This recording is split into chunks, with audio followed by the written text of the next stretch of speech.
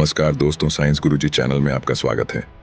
लंबे समय तक आप लोगों ने शायद YouTube पर कई वीडियो देखी होगी, कई आर्टिकल्स देखे होंगे, कई इमेजेस देखी होंगी इस भीमकाय सांप की। इसका नाम है टाइटेनोबोआ।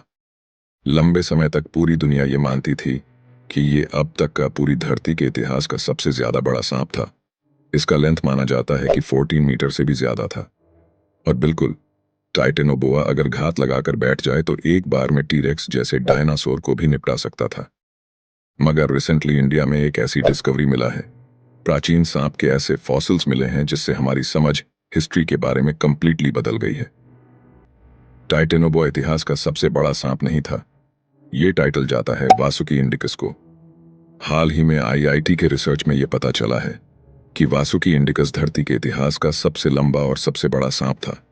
ये ऑल टुगेदर एक अलग ही टाइप का बीस्ट था। वासुकी इंडिकस भारत में किस टाइम एग्जिस्ट करता था, ये इतना बड़ा साइज में क्यों हो गया, इतने साल क्यों लग गए ये जानने में कि दुनिया का सबसे बड़ा सांप वासुकी इंडिकस भारत में एग्जिस्ट करता था और भारत की जमीन पर था। हमारे देश में हम लोग एक्सप्लोरेशन और पैलियोंटोलॉजी पर पैसा खर्चते ही नहीं है और हमें पता ही नहीं है कि हमारी धरती के नीचे कितने राज छुपे हैं, कितने सारे प्राचीन डायनासोर, प्राचीन जीव थे जो एक टाइम पर भारत की धरती पर चला करते थे। सबसे पहले तो आपको एक बहुत ही इंटरेस्टिंग मैप दिखाता हूं। आज से 50 मिलियन साल पहले धरती का मैप ऐसा हुआ करता था। जो वर्ल्ड मैप आज के समय हम देखते हैं, आप नोटिस कर पाओगे कि ये वर्ल्ड मैप कितना डिफरेंट है। यूरोप के बहुत सारे हिस्से पानी में डूबे हैं। इंडियन सबकॉन्टिनेंट जो आज के समय modern day Republic of India है, पाकिस्तान, बांग्लादेश, इवन श्रीलंका, ये अभी तक यूरेशिया से टकराए भी नहीं है। इसका मतलब कि हिमालय माउंटेन अभी तक बना भी नहीं है। अफ्रीका के बहुत सारे हिस्से पानी में डूबे हैं। साउथ अमेरिका के बहुत सारे हिस्से पानी में डूबे हैं। ये कंप्लीटली एक अलग ही दुनिया थी। जो तापमान था धरती का, ये काफी ज्यादा था। इंसानों का नामो निशान भी नहीं था। होमोसेपियंस को तो छोड़ ही दीजिए, केवमैन भी आपको इस एरा में नहीं मिलेंगे। पूरी धरती पर या तो भीमकाय जीव थे या फिर मैमल्स थे जो अपनी एवोल्यूशन की बहुत ज्यादा अर्ली स्टेज पर थे।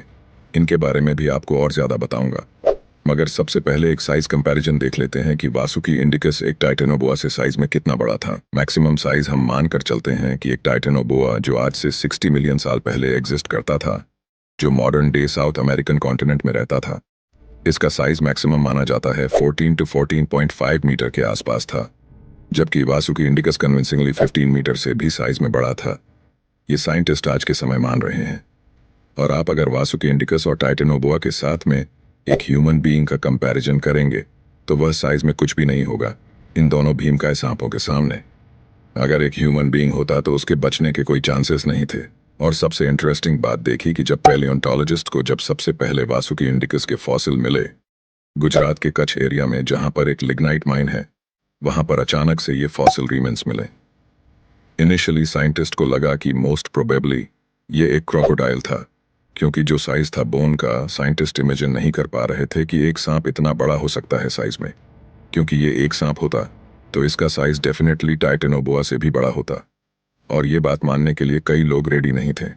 धीरे धीरे और डिस्कवरी हुई और पता लगा कि जिसको हम क्रोकोडाइल मान रहे थे, ये तो एक्चुअली एक सांप था। और फिर फाइनली इसे एक नाम भी दिया गया, वासुकी। ये नाम भी इंटरेस्टिंग है। आपने काफी बार शिव जी की मूर्ति, शिव जी की इमेजेस देखी होंगी, और आपने नोटिस किया होगा कि हमेशा उनके कंधों पर, उनके गर्दन के पास एक सांप रहता है। जो यह सांप है उसका नाम है वासुकी, और हिंदू रिलीजन में माना जाता है कि वासुकी है the king of all serpent, यानी कि सबसे ताकतवर सांप।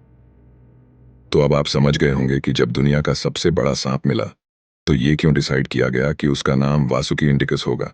इंडिकस क्योंकि इसकी खोज भारत में हुई है। और जितना इस प्राचीन जीव के फॉसिल्स को स्टडी किया गया है, हमें यही पता चला है कि इसके अटैक करने का तरीका मॉडर्न डे एनाकोंडा जैसा हुआ होगा। इतना बड़ा शरीर लेकर मोस्ट प्रोबेबली ये फास्ट अटैक्स तो करता नहीं होगा, ये घात लगाकर बैठता होगा। और जिस तरीके से एनाकोंडा बस वेट करता है अपने शिकार का, और जैसे ही शिकार पास आता है वह इमीडिएटली अपनी कंप्लीट स्ट्रेंथ से उसको मार देता है। सेम टाइप का अटैक वासुकी इंडिकस भी करता होगा। और अगर यहाँ पर आपका सवाल ये है कि क्या वासुकी इंडिकस ने कभी डायनासोर को मारा होगा, तो देखो यहाँ पर मैं एक बात का जिक्र कर दूं कि बिल्कुल यूट्यूब पर या और जगह हम लोग एंटरटेनमेंट के लिए काफी बार इमेजिनेशन के हिसाब से सिनेरियो बनाते हैं कि एक डायनासोर अगर लड़ता एक टाइटेनोबोआ से तो फिर क्या रिजल्ट होता। आपने देखा होगा कि लोगों को काफी मजा आता है देखने में, काफी मूवीज भी बनती है जैसे Jurassic park, but in reality हमें यह बात समझना होगा कि डायनासोर पूरी धरती से एक्सटिंक्ट हो गए थे 66 से लेकर 69 मिलियन साल पहले। और वासुकी इंडिकस की जो फॉसिल मिली है, यह माना जा रहा है कि करीब 47 से 48 मिलियन साल पुरानी है। तो मोस्ट प्रोबेबली वासुकी इंडिकस ने किसी डायनासोर को कभी देखा भी नहीं होगा। अब अगला सवाल आपका ये होगा कि वासुकी इंडिकस के टाइम में डायनासोर थे ही नहीं, तो ये साइज में इतना बड़ा कैसे हो गया? वैसे इसके कई कारण हैं। सबसे बड़ा रीजन तो मैं यह कहूंगा कि दी रोल ऑफ क्लाइमेट। सांप कोल्ड ब्लडेड जीव होते हैं, उन्हें एनवायरनमेंट से गर्मी चाहिए होता है सरवाइव करने के लिए। आपने नोटिस किया होगा कि सांप कभी अंटार्कटिका या आर्कटिक के आसपास नहीं मिलते हैं। सांप यूजुअली वार्मर क्लाइमेट में ही मिलते हैं, और धरती का तापमान उस वक्त काफी ज्यादा था, तो बाय डिफॉल्ट इस सांप का जो मेटाबॉलिज्म है उसने ऐसी एडजस्ट कर ली कि इसका साइज लगातार बढ़ता गया। और साथ ही साथ मुझे ये ऐड करना होगा कि धरती पर उस समय कोई डायनासोर था ही नहीं, इसलिए वासुकी इंडिकस अल्फा स्पीशीज था, पूरे फूड पिरामिड में सबसे टॉप पर था। और यही कारण है कि वासुकी इंडिकस का शिकार कोई भी जानवर नहीं कर सकता था, और वासुकी इंडिकस धरती का सबसे बड़ा सांप बन गया। दोस्तों, आज की वीडियो में बस इतना ही। मिलते हैं अगली वीडियो में, तब तक के लिए वीडियो को लाइक कर दीजिए और प्लीज चैनल को सब्सक्राइब कर दीजिए। धन्यवाद।